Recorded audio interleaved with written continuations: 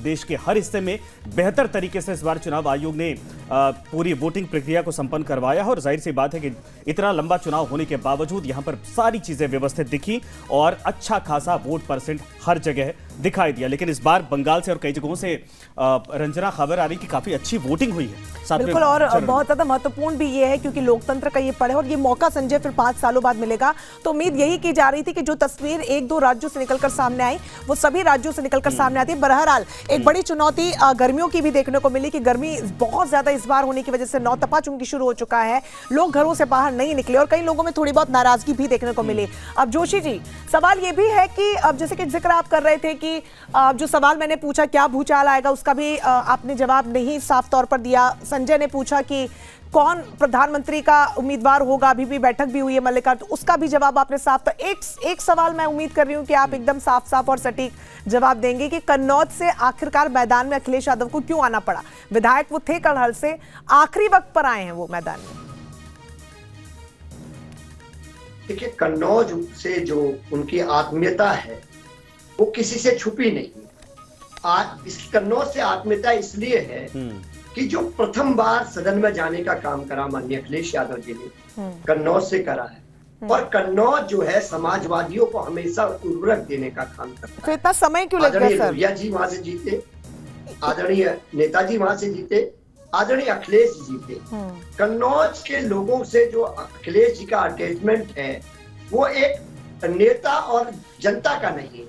वो अखिलेश जी आज भी उसी फीलिंग में रहते हैं कि यही वो लोग हैं जिन्होंने मुझे प्रथम बार सदन में भेजने का काम करे। उनसे कन्नौज से उनका भावनात्मक लगाव सबसे ज्यादा है, ये मैं एक कार्यकर्ता होने के नाते फील करता हूं। लेकिन नामांकन के एक दिन पहले, ठीक नामांकन के एक दिन पहले उनके नाम का ऐलान हुआ, तब तक कयास कुछ और चल रहे थे और जब इतना ही लगाव था तो फ्रंट फुट में पहले से मैदान में वो क्यों नहीं आई? क्या वजह रही कि आखिरी वक्त पर उन्होंने वो पत्ता खोला?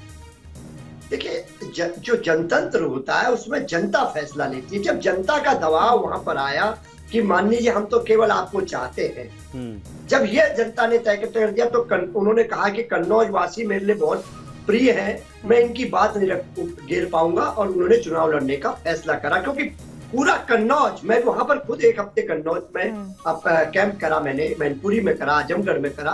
तो कन्नौज की जो भावना है, कन्नौज का जो फीलिंग है अखिलेश जी के प्रति और अखिलेश जी का कन्नौज के प्रति, उसको राजनीतिक ये फीलिंग जैसा आप कह रहे हैं कि जीत जाएंगे, ये कंटिन्यू रहेगी या आजमगढ़ की तरह 3 साल बाद वहां बाई इलेक्शन करवाना पड़ जाएगा? देखिए, कन्नौज जीत जाएंगे, कन्नौज छोड़ देंगे, ये फीलिंग नहीं है। कन्नौज के प्रति ये फीलिंग है कि कन्नौज का व्यक्ति जब माननीय अखिलेश यादव जी से लखनऊ मिलने आता है तो सबसे पहले अगर कोई घंटी बजती है तो केवल कन्नौज के लोगों के लिए बनती है। इस प्यार को ना तो पत्रकार समझ सकते, ना इस पत्रकार को कोई पॉलिटिशियन। पत्रकार तो समझ लेंगे, नहीं समझेंगे वो हमारी जिम्मेदारी, छोड़ दीजिए। यूपी की जनता समझती है, समझना चाहती, पूछना चाहती कि करहल से वो विधानसभा के सदस्य रहेंगे या लोकसभा में जाएंगे, तो यूपी में फिर विधानसभा में रिप्रेजेंट कौन करेगा?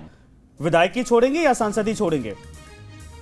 देखिए, माननीय अखिलेश यादव जी हमेशा जो भी फैसला लेते हैं वो उत्तर प्रदेश के हित में क्या हो सकता है, समाजवादी पार्टी के हित में क्या होता है, वो फैसला उचित समय को ले लेंगे और निश्चित तौर पे वो कहीं से विधायक रहे, कहीं से सांसद रहे, ना तो कन्नौज वासियों को निराशा मिलेगी, ना करहल वासियों को निराशा मिलेगी, ना उत्तर प्रदेश के निवासियों को निराशा मिलेगी। माननीय अखिलेश यादव जी इन्हें सजो के रखना अच्छे से जानते हैं। ये जो आखिरी वक्त पर पत्ते खोलने की इंडिया गठबंधन की जो आदत है, कहीं ना कहीं विरोधी इसे लपकने में कामयाब रहे, इसीलिए शायद इंडिया गठबंधन की क्रेडिबिलिटी पर जोशी जी बार बार सवाल खड़े हो रहे हैं। जो आखिरी वक्त पर आप अपने पत्ते खोलते हैं, जैसे कि कन्नौज से उन्होंने नामांकन आखिरी वक्त पर किया, राहुल गांधी को लेकर भी उन्होंने आखिरी वक्त पर नामांकन करने रायबरेली वो पहुंचे, तो ये आखिरी वक्त का क्या मैजिक है जिसे आप आखिरी वक्त पे कह रही हैं? ये एक स्ट्रेटजी का पार्ट है। जो टिकट बदले गए वो भी स्ट्रेटजी का पार्ट है। इसी में भारतीय जनता पार्टी इस बार फंस के रह गई। लेकिन इसीलिए तो क्रेडिबिलिटी पर सर सवाल खड़े किए जाते हैं कि आपके पास कोई चेहरा नहीं है, आप फ्रंट फुट पर चेहरा नहीं लाते हैं कोई।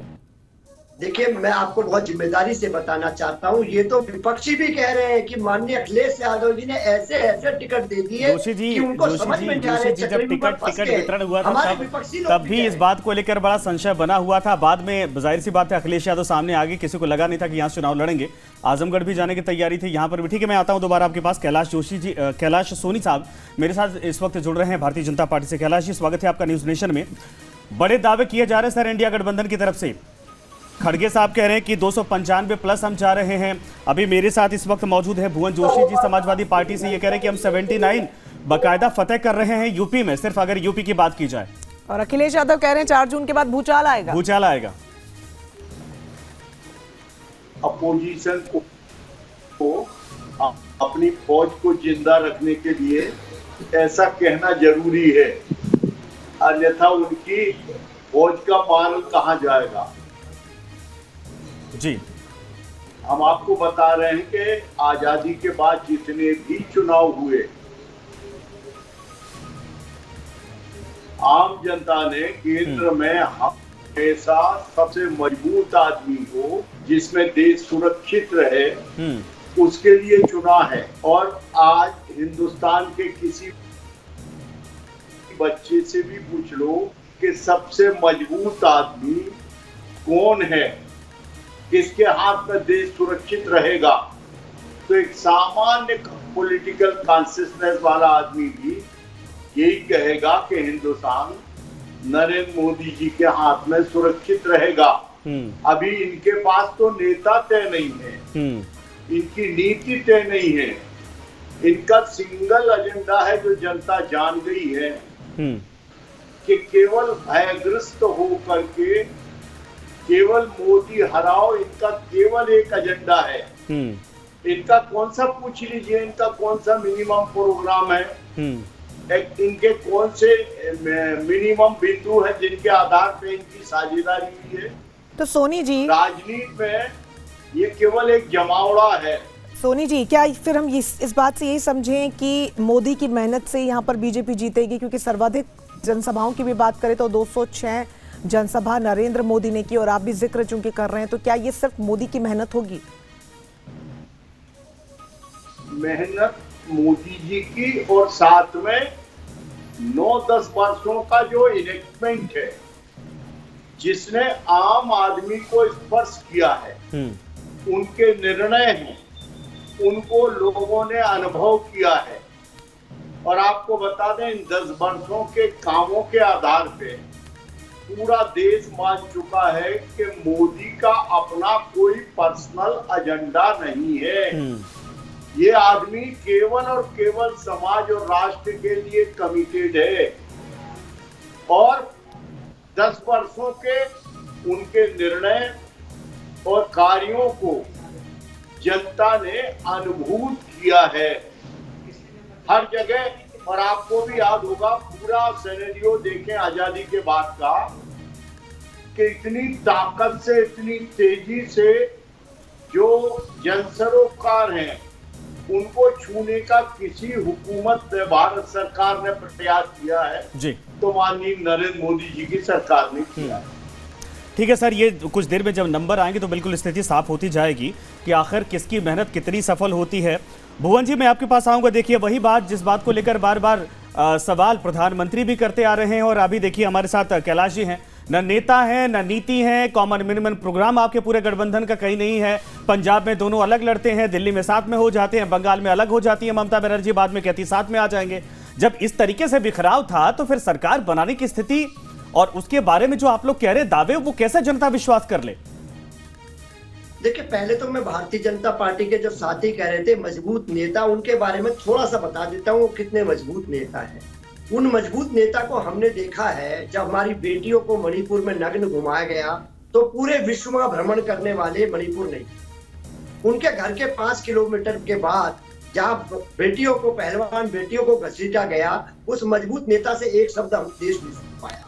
हमने देखा जब चाइना जमीन का कब्जा कर रहा था तो एक शब्द हम लोग नहीं सुन पाते हैं। इसके साथ साथ मैं बहुत जिम्मेदारी से बताना चाहता हूं, आज भारतीय जनता पार्टी के जितने वादे थे उन पे कोई विश्वास, क्योंकि खुद अमित शाह कह देते हैं हम तो जुमला सर वो तो अगर ये कह रहे हैं कि बीजेपी की कमियां थी, बीजेपी के नेता नहीं गए, लेकिन आपके पार्टी की, आपके अलायंस की नीति क्या है, जरा ये तो बताइए ना।